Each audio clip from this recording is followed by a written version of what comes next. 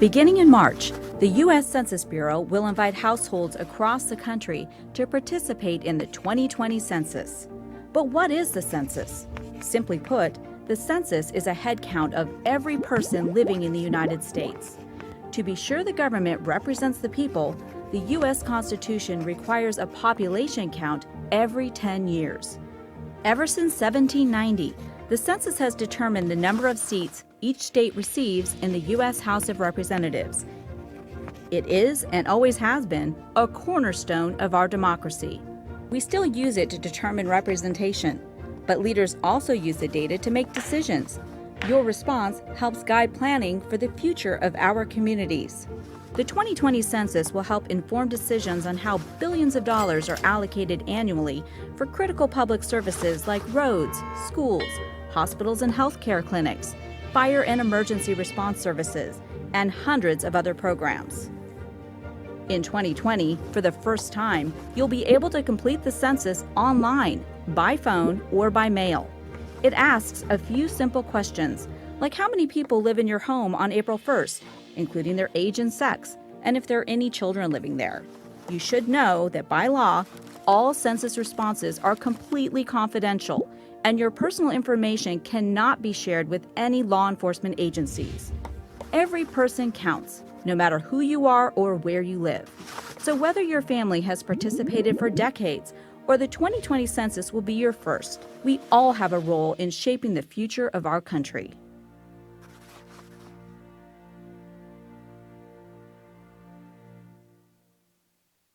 The 2020 census means more to El Paso than you know. It's what helps our community receive funding for food, school, housing, and healthcare programs. Without you, money that helps keep us healthy, educated, fed, and sheltered could disappear. Participate online by phone or by mail. Everyone in El Paso County must be counted, even children and babies. Your responses are safe and required by law to be kept strictly confidential. Let's come together and fill out the census. If not, we all lose. Together, fearless, we count.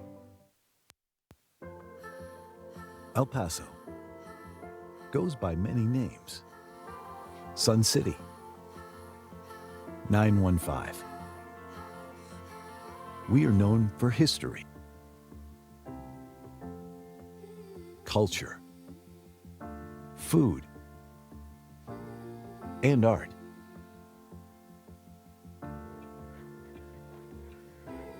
In the early 1900s, development and commerce in El Paso revolved around mining and trade. The nationally recognized mission trails are just one example of the many historic sites that portray our region's rich indigenous and colonial history. Since then, El Paso has evolved, and so has its people. We take great pride in nourishing a skilled and capable workforce, with 72% of our population being bilingual. We stay competitive among other large U.S. cities. The region's border location boasts a major trade port. It allows competitive local manufacturers to produce at maximum capacity. Fleet systems are capable of worldwide distribution of parts and products. Our state-of-the-art higher education systems are nationally recognized. The Texas Tech University Health Sciences Center El Paso, the nation's first comprehensive health sciences institution on the U.S.-Mexico border, provides students the opportunities to become doctors, nurses, and researchers. The University of Texas at El Paso offers 74 bachelor's, 74 master's, and 22 doctoral programs. Local government agencies and other economic development organizations help industries become established and expand in our community. The County of El Paso is great for business, but we also keep true to our southern hospitality with plenty of outdoor recreation options. It's easy to keep active in El Paso.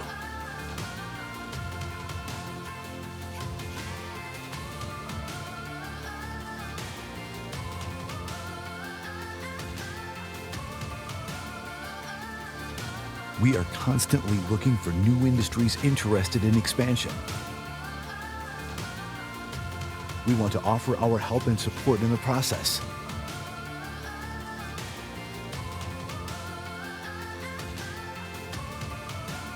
No matter the name, El Paso is proud strong, progressive. We are El Paso.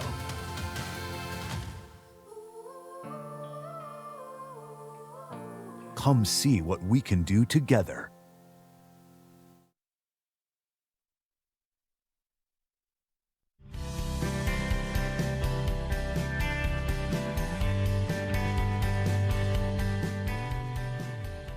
All county offices will be closed on Tuesday, March 31st in observance of the Cesar Chavez holiday. All county offices will reopen on Wednesday, April 1st, 2020.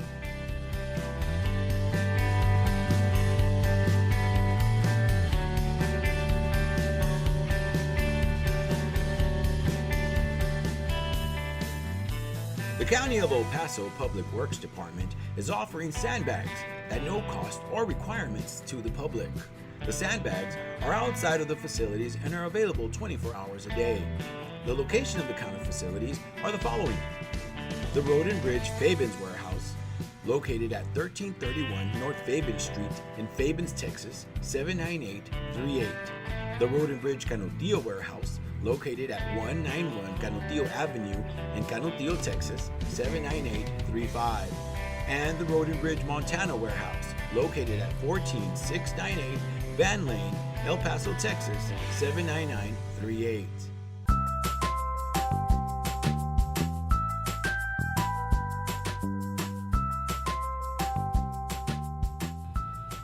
Don't wait in line, pay online.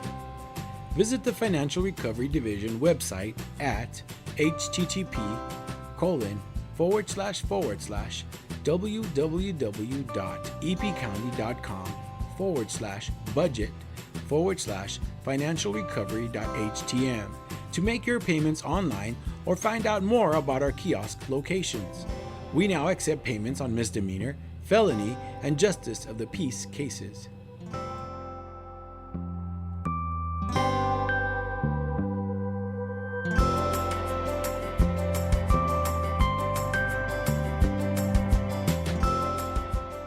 You can now watch Commissioners Court meetings on YouTube.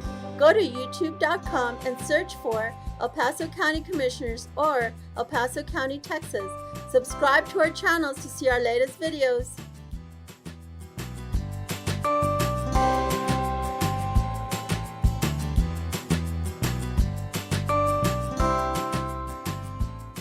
Did you know the County of El Paso's Purchasing Department is responsible for ensuring that all items and services needed by various county departments are purchased in the manner required by the state of Texas? Whether through formal sealed bids or smaller dollar quotations, the county purchasing team is dedicated to finding the best contracting return on your taxpayer dollars. Additionally, the Purchasing Department is responsible for the tracking of inventory within the county and properly disposing surplus through public auctions. For questions about how to become a vendor and compete for county contracts, or to learn more about public auctions, please contact us at telephone number 915-546-2048.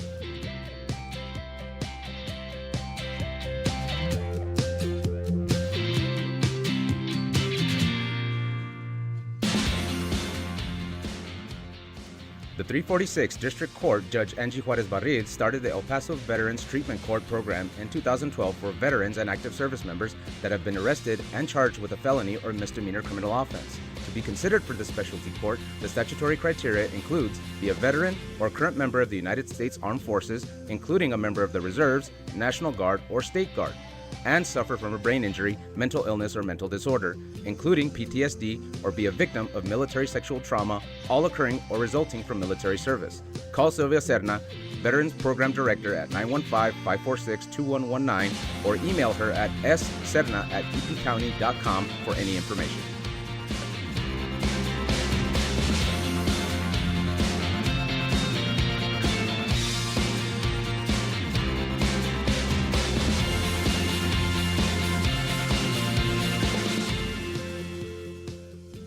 Did you know that the County of El Paso's fixed asset control and inventory disposal is handled through the Purchasing Department? Throughout the course of each business year, the county holds live public auctions to dispose of aged equipment, vehicles, furniture, and other items that are no longer needed. To find out about upcoming auctions or to learn more about the county's inventory disposal process, contact the purchasing department at telephone number 915-546-2048.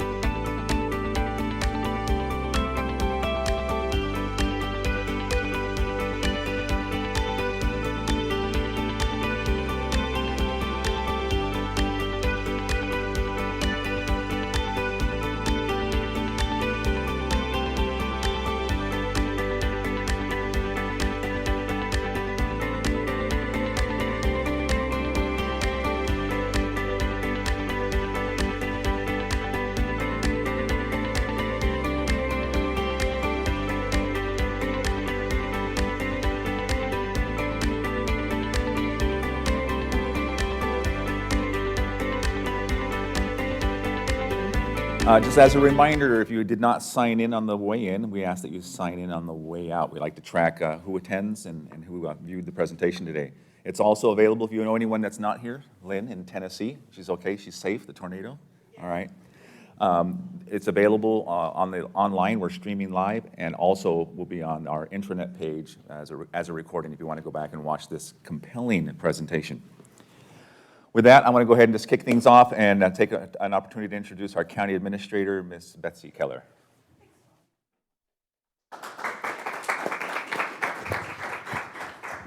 As I lower the podium.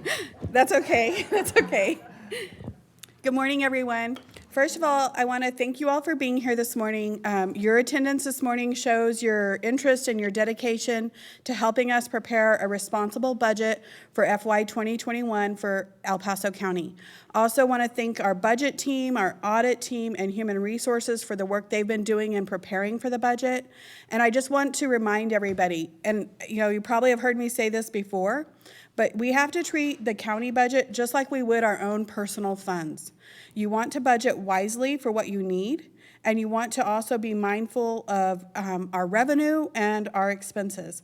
So we're always going to be looking to you all. You all are our team. You all are the team where the finance happens. So you're aware of what your expenditures are. You're aware of any potential changes in revenue in your departments. We need your help to formulate a really responsible budget for Commissioners Court for FY 2021. And again, while I think that there's the county is financially stable, very stable, I also think we are continuing to work towards trying to bring our revenue and our expenses into alignment, and we are in a time of some uncertainty. I do know that there was a fire in the garage, but I do believe that's been contained, so that's no longer hopefully uncertain. But there are other things in our environment right now that bring uncertainty. And we're not going to overreact to those, but we're going to react with caution. So we're asking for your help. You know, you've heard things in the news about coronavirus and how it could be impacting the economy. We're going to proceed with caution. We're not going to overreact, but we need your help to make sure that we're aware of any changes you foresee in revenue, any changes you foresee in expenses, anything that will be impacting your operations, so that we can get that budget as close to accurate as possible and realistic as possible. So again, as we're trying to bring expenses into revenue and revenue into alignment, we need your help for identifying sources of revenue that we may not be capturing currently and that we are allowed to capture under statute. And we need your help keeping our expenses as much in alignment and as in control as possible. So thank you all so much for being here this morning. I really appreciate it. I am going to excuse myself so I can go follow up on the issues that are happening outside. But thank you, and together I know we will prepare a really responsible budget for Commissioners Court. Thank you all so much. Thank you.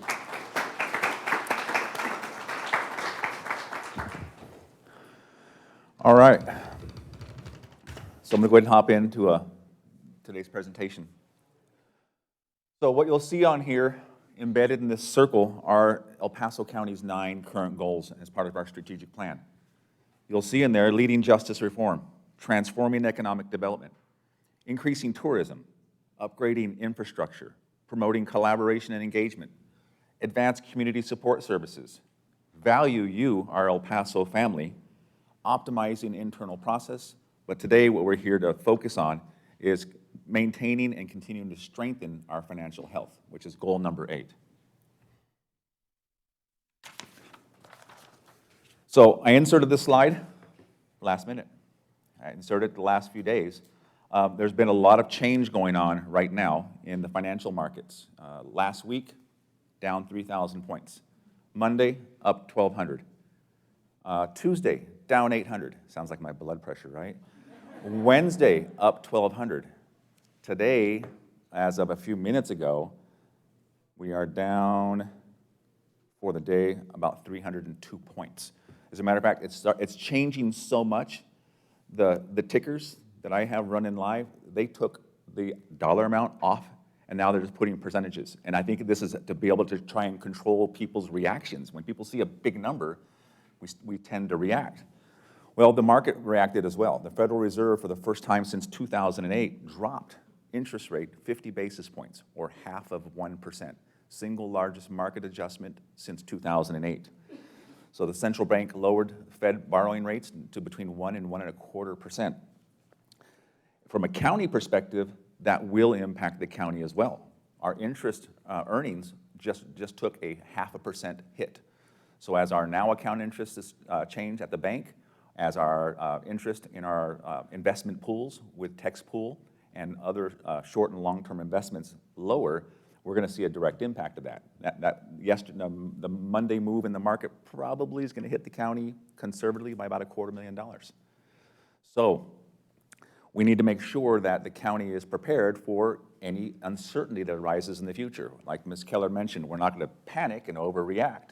But leading into the last bullet on the slide, I'd like to ask you as departments, we need to be prepared. If we end up going into a state that we experienced back in 2007 and 2008, which I'm hopeful we don't, that we get through this, they find an immunization for coronavirus, and then everyone starts calming down, and you can find wipes, and Clorox stock is going through the ceiling, by the way. But we need to make sure we're prepared. So I would ask that you as departments, as you hear today's instructions, as you read the letters, I would like you to, in the back of your minds or on the front of your desk, have a contingency plan in place so that in the event the markets do go south and economically we have to react. You know, we're here on the border. We rely a lot on transactions back and forth with our sister city, Juarez, Chihuahua. And they work here, we work there, but if we get to a point where factories are shutting down and people aren't coming across the border and they're not spending their hard-earned dollars there and vice versa, you know, that is a widely elastic revenue, and we're very dependent on the sales that take place. About $10 billion of taxable sales take place in El Paso County every year. That generate about $52 million in revenue for the county. So if things slow down, one of the first things that reacts when people aren't spending and they're staying conservative is sales taxes. You know, a 5% blip on sales tax is $2.5 million, and that funds our day-to-day operations. So again, not raising the panic flag, but want everyone to be prepared that if we, in the event we need to be reactive to any changes in economic circumstances, that we are prepared and you have a plan in place. We presented this budget to Commissioners Court on February 20th.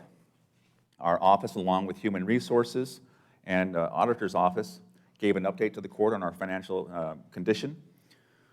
We went over the budget with a recommendation and with a goal to accomplish goal number 8, strengthening our financial health. It's part of our strategic plan, but we also are putting a priority on aligning our revenues and expenses.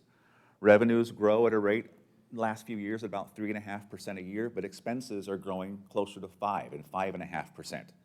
So as that expense line exceeds the revenue, we start to anticipate having a consumption of our reserves. So we want to bring that back into alignment and slow down the growth on budget and slow down the growth on expenses and allow ourselves to catch up and align our revenue and expenses together so we can preserve our fund balance and maintain our operations going forward on the revenue we generate on an annual basis. So the recommendation we gave to the court this year, but emphasized that, was it does need to be a hard, guess what? Hard hold the line year. So when Human Resources comes up, you'll hear from them that we've done a lot of improvements to wages, to pay. We've added a lot of employees over the last few years, but we really have to look at pumping the brakes a little bit and reining back our expenditure growth. So the court has been recommended and has concurred that we need to take a very hard hold the line on the budget. Other things that are affecting the dynamics of budgetary growth is a limitation that's been placed on us for our ability to self-tax ourselves. Senate Bill 2 passed this last session and places a cap of 3.5% on the amount of revenue that commissioners can approve for property taxes. Anything that surpasses 3.5%, we now have to take to the voters to have them approve and authorize a tax increase above and beyond 3.5%. That's an automatic rollback election. So now our revenue stream was tightened down from 8% cap on rollback down to 3.5%. And that impact's fairly significant. Almost $7 million has been taken and compressed downwards on our ability to tax without going to the voter. We still have that ability, but we just subject ourselves to a rollback election. And if we do get rolled back, then we have to cut the budget that we just approved. With that, I'm going to introduce Mr. Dion. Mr. Dion is going to give you an overview of our current fund balance, our revenue stream, and our expenses, and then he'll lead that into Human Resources. I don't get a clap like that. See, not really. I see the straight look on everyone's face. All right, how's everybody doing? Good morning. Edward Dion, County Auditor. Some of the things that I was going to talk about have already been touched upon, but I'm just going to expand on them a little bit. I'm sure many of you recall back between 2007, 2010, there were mid-year cuts. I think fund balance dropped about $20 million, okay? If you see my monthly updates on the web every month, you can see that our revenues have kind of gone like this, okay? But I can tell you the expenses have done this too. And you'll see the two lines basically staying close to each other. And all the information all the way through fiscal year 2019, those are actual numbers. That's what we actually did. But if you look at the next 5 years, I have my projections. Mr. Hargrove and Budget, they have their projections. And both of us show our projections going down. It shows we're depleting reserves, okay? I think the county has done an outstanding job with the departments, with employees, taking care of employees. I think we've come a long ways since I came to the county back in 1983. After 36 years, I've seen a lot in El Paso. And El Paso, I'd have to say I've been saying this for a number of years, we're in a better position than we ever have been. And it's been going up, up, up, up, up. And the reserves have grown and grown and grown. But as your budget goes up, you need a bigger reserve. And the concern right now is we don't want to get back into the situation of 2007 to 2010 where we have mid-year cuts and we have to tell you that we gave it to you, but now we need it back. And this county has done an outstanding job. When I go around the state and I go to conference and talk to other counties, El Paso County has an awesome group, and the teamwork and the collaboration is just next to none. I can't find another county that has such a great relationship between the Commissioner's Court and everybody just working together. So with that, I'm going to say that having reserves is great, and we're in a good position. I think F-19, we ended up at $92 million. But see, the county's trying to take care of a lot of issues in the county. Some of those reserves were planned on being spent, but they weren't spent, so they got carried over to the new budget. So the 2020 budget grew by about $50 million. Okay, if we spend all of that, fund balance is definitely going to take a big hit. And my concern there is that some of that stuff that's in the budget, and I'm getting ahead of myself on the schedule here, but some of that stuff that could be spent is set in the general fund, and we're going to be working with budget to assess it with the Commissioner's Court to try to move that to what we call the INS side, which means it's really a debt that you should finance over time and not really pay for it out of operations. Because once you do that, then you lock yourself in and you end up having to cut operations, which is not something we really want to do.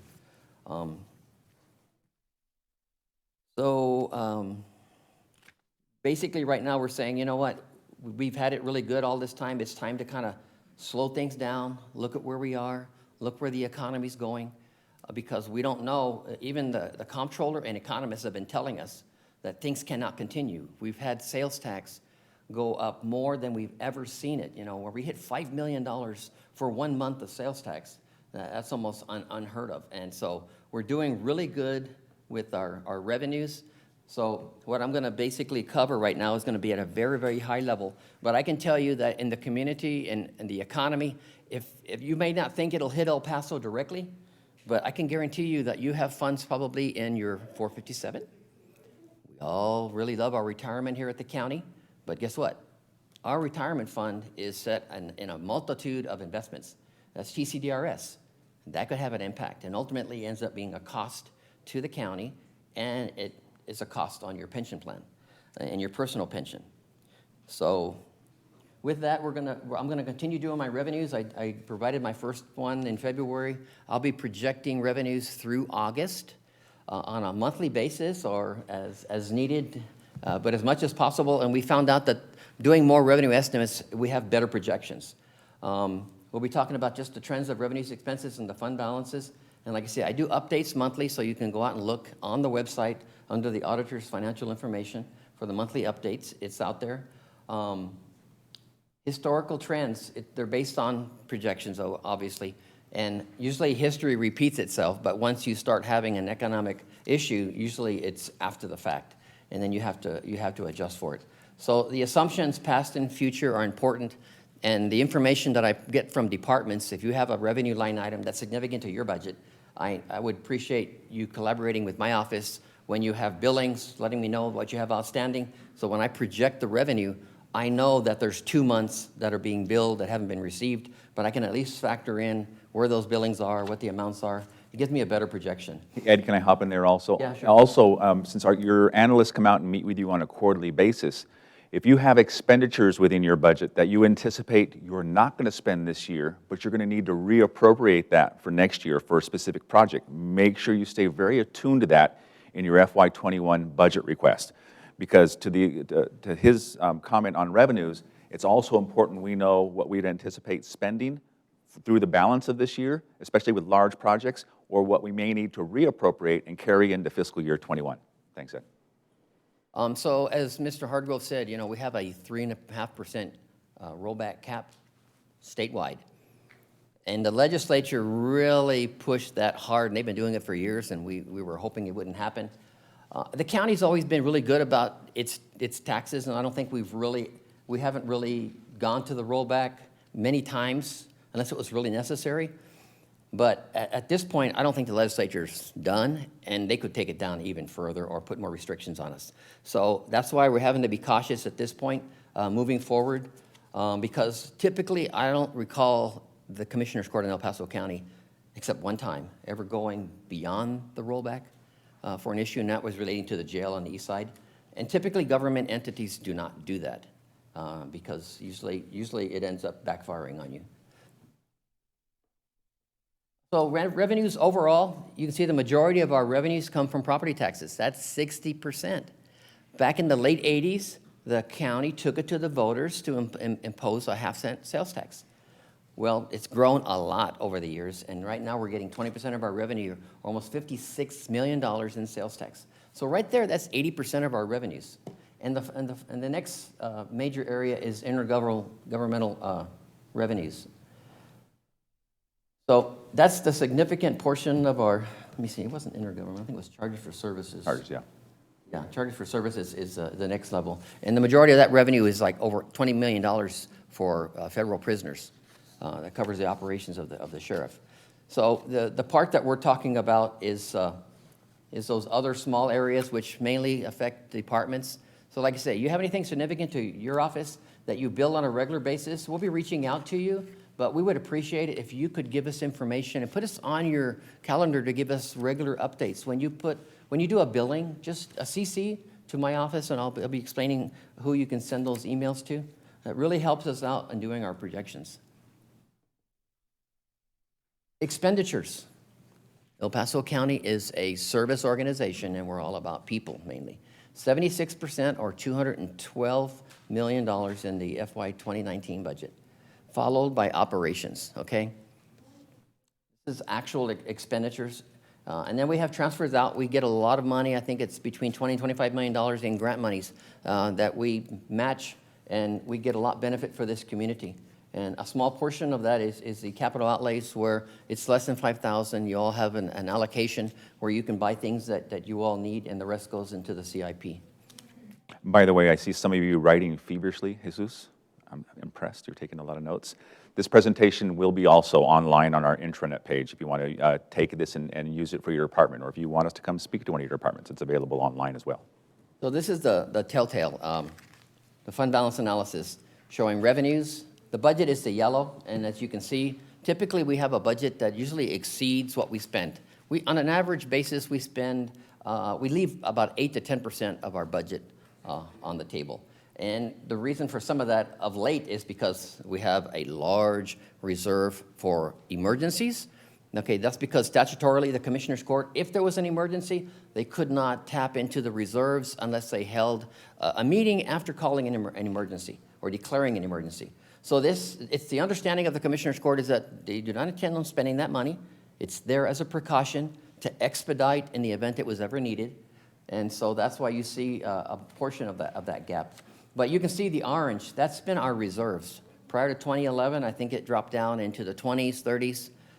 But we've made gains almost every single year. We've had years where we're flat, and the idea is covering our costs. So you'll see some years where it's flat because we did a good job in revenues equaling expenses, okay? And it's not an easy task, but I know departments have always worked with us to try to minimize expenses over the years, and that's what we're basically saying. We all need to look at where we are, try to make do with what we have. If we know of an area where we think we're probably not going to spend, then we should try to reduce those areas. So at this point, as of 2019, $92 million. It sounds like a lot, okay? But like I said, we had $15 million that was planned to be spent on projects that didn't get spent. So that would have brought it down, pretty significantly, where we actually showed the decline starting already.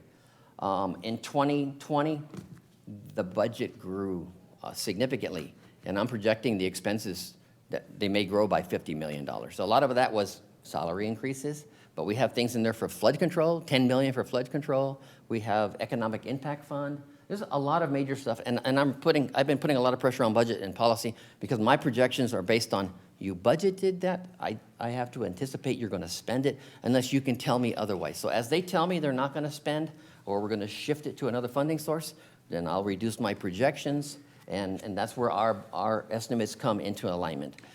And that's why our quarterly meetings with your analysts are really important for us to be able to have that predictability to provide the auditor's office. And to the best of our ability, as we do those revenue projections, we share those with budget and policy. They give us their feedback, and we try to fine-tune those. And I can tell you that over the years, where you look at the actual variance of what I budget versus what the actual revenues are, we've been between 0.5% and 1%. And to me, that's outstanding. But it's only because of the collaboration and, we've got the history and we've tried to push the revenues as much as we can.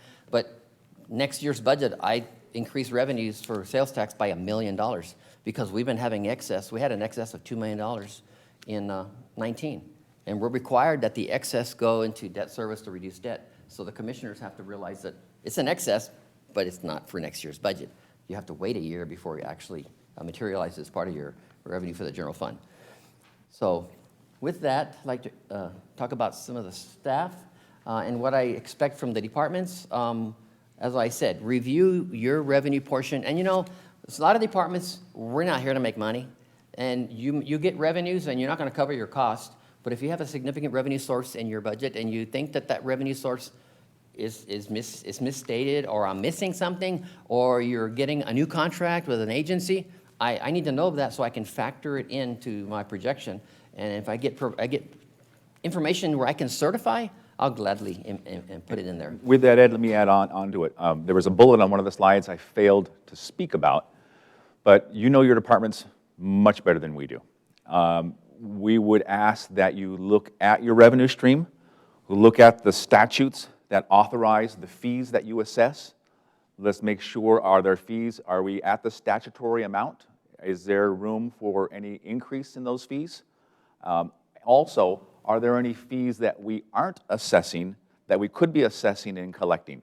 Like I said, you are your subject matter experts of your department, so your feedback on that, and I would ask, and you'll see it in the letter that you'll receive later today from your analyst, we're asking that you look at your current revenue stream very closely, look at the statutes that authorize the assessment of those revenues to ensure that we are assessing what we should and could be, but also, if you're aware of any other counties that are setting fees that they are collecting, and we aren't doing that, float the question.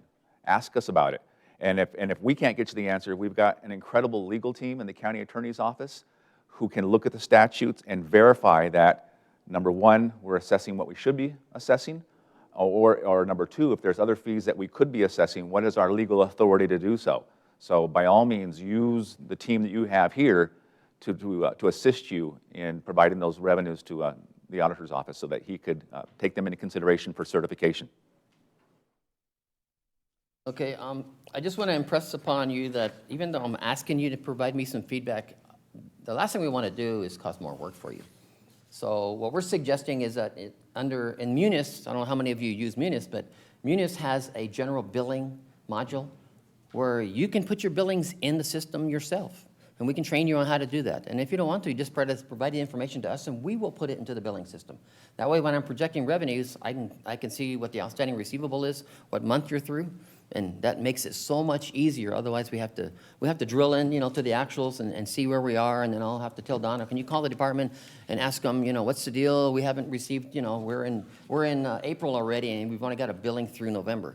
Well, you may have billed, but it's just not reflected in our system. So that really, really helps us out. So with that, I'd like to introduce some staff that work in the Revenue Estimation and Analysis Division who deal with revenues that are coming in and assist me with projection of revenues and any questions you may have, or they can assist you. So we have Donna Teague, who's the Audit Manager. We have Laura Martinez, the Audit Accountant Senior, and Renee Balderrama, Accountant Senior.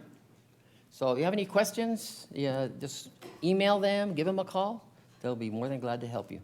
So like I said, their responsibilities is to, we're working on a revenue manual that basically tells you all the revenues, where they come from, what's the statutory authority. We may be reaching out to you all for some clarification. If you know of legislative changes, definitely let us know, because we have to keep track and validate that the fees are being charged properly. If it's a new fee, if a fee is going to be abolished, that's really key to our revenue projections. So we would really appreciate it. And speaking of statutory, before you cut over to Ms. Carrillo, is if we've got a fee that was set by legislature 5 sessions ago, and it pales in comparison to the cost that we incur as a county to deliver the service that fee is covering, please bring that up to your department heads so that we can look at considering adding that to our legislative agenda to see if we need to get our legislative team and our delegation to consider drafting legislation to get those fees changed, because many of the fees that we have out there have been there for decades in some instances, and cost to deliver those services has not stayed stagnant. And so any augmentation we can do, but have the support to say, you know what, if this JP filing fee for this type of case is $10, but the process itself, takes 3 hours, and our average wage is $18 an hour, 10's not paying for 60 by any means. What can we do to gather the data that's compelling for legislature to consider any fee changes?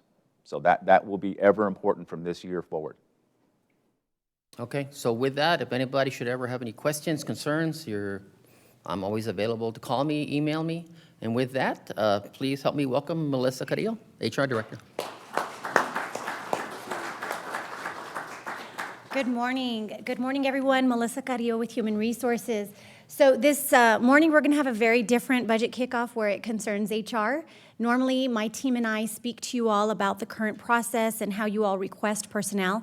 But as Wally mentioned and as Ed discussed, we had direction received from Commissioners Court in February at our special meeting.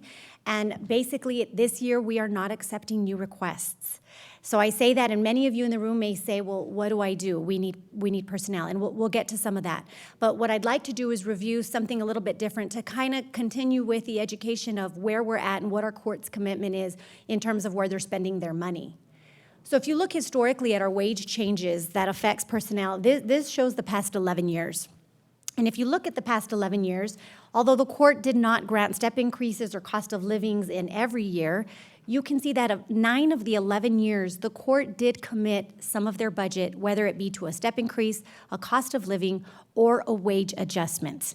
And you'll see that wage adjustments have become increasingly popular in the last few years, and let me explain why that is so.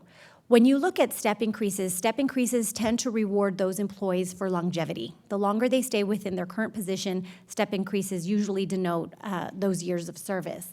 Cost of living are issued to ensure that our employees keep up with the costs of goods that are growing in the surrounding community, whereas wage adjustments is where your court is starting to say we need to elevate our wages. And they have taken, over the past few years, a strong position to say we want to elevate our wages here at El Paso County. When we talk about markets, in terms of compensation, we talk about 3 different philosophies. The court can choose to lag your market, meet the market, or exceed and lead the market. So I've been at the county now, this is my 14th year, and we definitely were in a lag the market philosophy many, many years ago. And sometimes that's done purposefully. If there's not enough budget, if the talent that we're competing for, it all really depends. But we strived for years to at least meet the market. And when we talk about who's our market, we're talking about where are employees that we want to recruit to this great organization, where are we going to find them? And so we're looking at comparable taxing entities, such as the City of El Paso, our school districts, our local colleges, and of course our university. So I can definitely tell you today, standing here before you at 2020, your County of El Paso leads the market. We lead the market. Our average salary across all pay scales here at El Paso County is $59,765. If you were to ask me, Melissa, how do we compare to the others? The City of El Paso's average salary is $49,000 average wage across their market. When you talk about UTEP, they're at $52,000, and when you look at the college, UPCC, they're at $44,000, almost $45,000. So when you say, well, that's great, and we're leading the market, and we're doing great, what does that mean for us? On a budgetary perspective, when the court is deciding where they're going to commit those millions of dollars each year, they have purposefully chosen to commit them to you all, to the talent that is currently within the organization, rather than give it and grow it from those that are coming in. And when you look at our goal, our current minimum wage at El Paso County is $12.05. And I say that proudly, and I hope you remember that, because federally across the United States, the minimum wage is $7.25. We're allowed to pay our employees $7.25, but your Commissioner's Court chooses otherwise. They have raised their wages, and they've paid the lowest wage at $12.05. And this year, they know it's coming. We talked about it last year.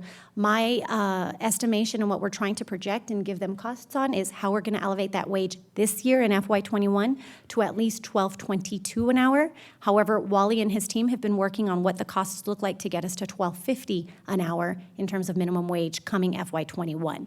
So you can see that they are very committed to elevating those wages with an ultimate goal of $15 an hour minimum wage in the next few years. And you may ask, that's great, and we benefit from that.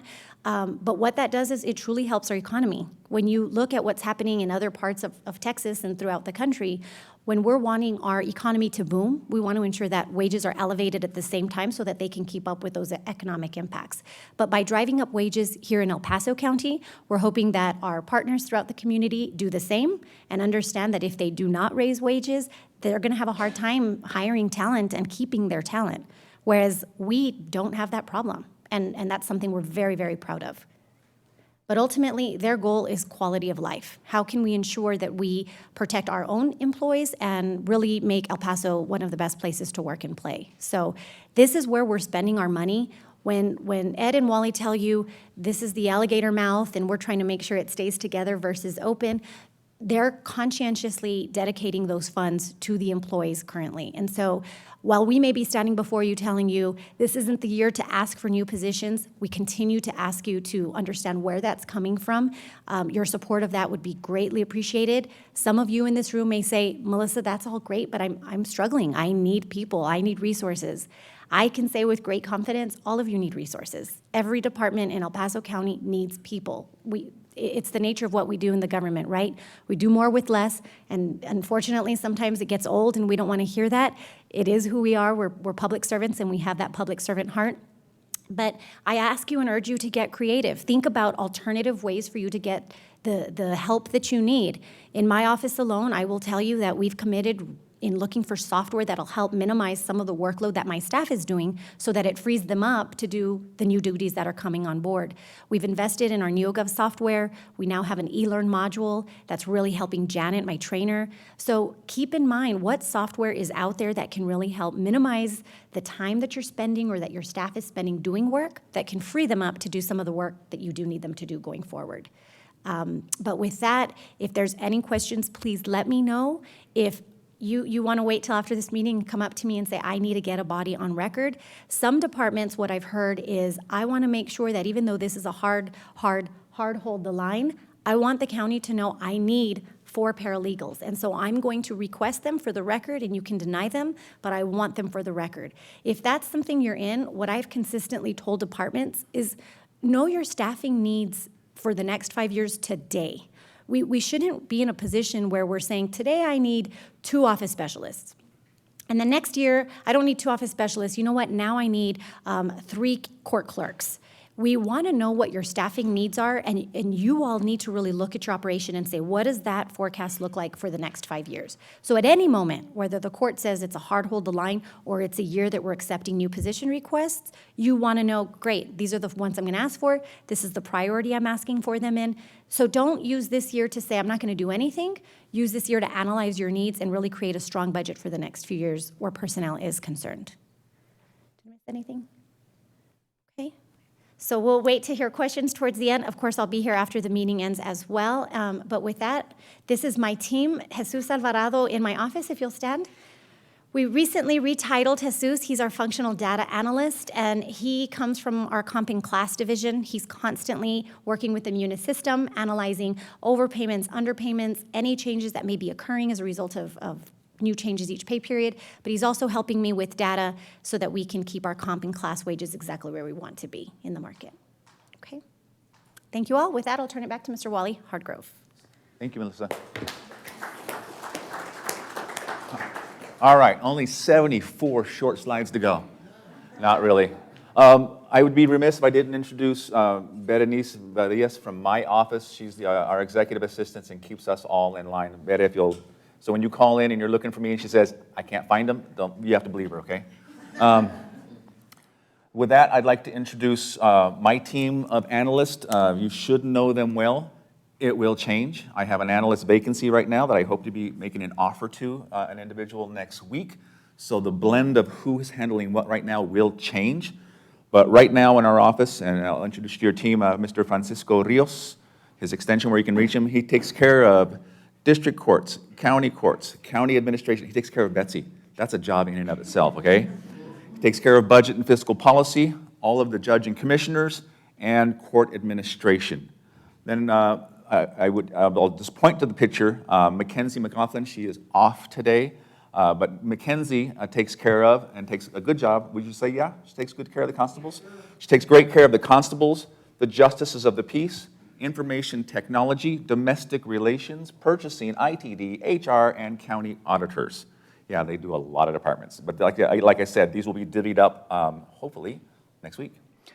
Then we have Ms. Danielle Chavez. She takes care of AgriLife Extension, medical examiners, elections, public works. And when you say public works, it sounds short. It's huge. Parks and special events and economic development. And then last but not least, we have Ms. Aubrey Cowder. She takes care of county attorney, fleet management, community services, district attorney, county clerk, district clerk, public defender, and CJC, and like the job description says, and any other duties assigned. Oh, and sheriffs, which I don't see on there. So her single largest department, she takes care of the sheriff's department. With that, I am going to turn the presentation over to Mr. Francisco Rios, and he's going to talk to you about the process itself. Thank you, Wally. Good morning.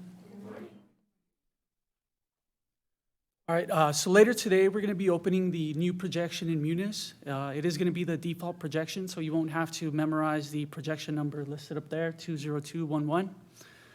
You will also receive an email from our department. It's going to contain the memo from our executive budget director, the instructions, step-by-step instructions on how to submit your budget, same as last year and the year before that. Also, a budget process calendar highlighting the key dates. For the salary and fringe accounts, we're going to ask that you please enter your amended 20 budget as your fiscal year 21 requests. Operating accounts, for the operating equipment account, feel free to submit a request. We will review it, but we typically don't deviate from our equipment allocation amounts. Contracted services, please be sure to include any changes that you're aware of to any contracts or any new contracts that will affect your FY21 budgets. Special revenue account, same as general fund. We will take into account your estimated ending fund balance for fiscal year 20, as well as the estimated revenue estimates for FY21. And can I pause you right there, Frank? So on special revenue, it's really important where you communicate to your analysts or to the auditor, and in particular, the auditor's office. Those are the single hardest and most difficult accounts for us to project for future years, because a lot of them have balances in there that are at the individual departments or court's discretion. So that when we're in the middle of the year and we're starting to do estimates for May, June, and July, and we're presenting the court with our estimates for budgets for fiscal year 2021, we have a good handle on what you collect because we've got a lot of historical trends. We've got it going back for decades. But what you anticipate to spend through September 30 is all important. So when you're putting your budget requests together and we are looking at balancing your special revenue budgets, your projections to us on what you think you'll spend for the balance of the year on whatever line item are really critical. So please communicate that either to your analyst, which I divvy up all the special revenue accounts to, but certainly if you think there's something significant, communicate that to the auditor as well. Thanks, Frank. Thank you. For grants, if your office is requesting any grants that would affect funding in FY21, please let us know. That way we can budget any matches needed. Department submittals, like I said earlier, we're going to provide you with step-by-step instructions. They haven't changed in the past few years. But if you all need assistance, we'll be more than glad to walk you through the process. Please, I just highly recommend you guys don't wait till the last minute.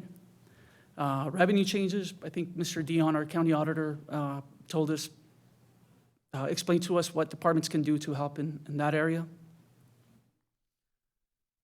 Some important dates. And also, I'll just point out, this presentation is going to be available to you all. If you all click on that cloud-looking icon on the middle bottom, It's a cloud. It's not looking like a cloud. It's a cloud. It's a cloud with an arrow pointing down. You guys could access this calendar in a probably easier to view format. March 27th, budget requests are due via Munis. April 14th through... So you have 23 days and 5 hours to get your budgets in. Who's counting? Me and him. April 14th through 17th, quarterly budget meetings will take place. If you all haven't scheduled your meeting, please contact our office. May 15th, our office will review the operating budget recommendations, and they'll be posted by this date. May 22nd is the deadline to submit any appeal requests. If you guys don't agree with our recommendations, feel free to appeal. The deadline is May 22nd. June will be the appeals. First, you'll meet with the budget office and then with the chief administrator. August 11th through the 14th, budget hearings will take place. September 14th, we adopt the budget along with the CIP items. And then September 18th, we'll send out GFOA requests to departments. With that, I'll lead to see if there's any questions. Yeah, Frank will answer every question. Everyone. Yeah. Any questions you have of the auditor's office, budget and fiscal, or human resources? I think the direction and the recommendations are pretty basic. You know, I started hard, I'll finish hard. We really, we want to make sure that we, journey to our future on a good, strong financial foundation. Like Mr. Dion said, we are in the best place the county has ever been from a fiscal perspective. But to make sure we maintain that and take ourselves down the track and into the future, we need to make sure that we are fiscally responsible.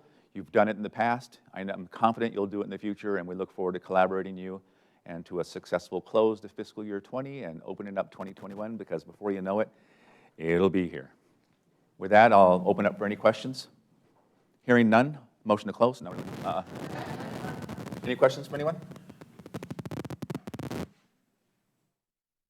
Oh, you look like you want to ask a question. No? Going once, going twice. If you didn't sign in, please sign out on your way out. Thank you very much. Have a good day. You'll see an email from your analyst later this morning.